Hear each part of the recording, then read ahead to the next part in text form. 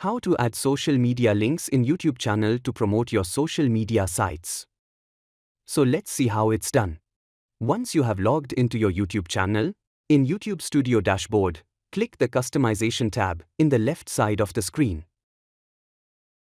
Next, in this page, scroll down to Links section.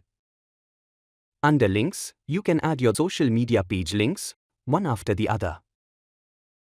In this first field, add the social media site name, and in the second field, type in your social media page link. You can add more than one social media page link, like your Facebook page, Twitter page, Instagram page, YouTube channel, or any other social media page. And finally, to save the changes, click the Publish button. And done saving social media links in YouTube Studio. These social media links can be seen by your channel visitors in the About section of the channel page.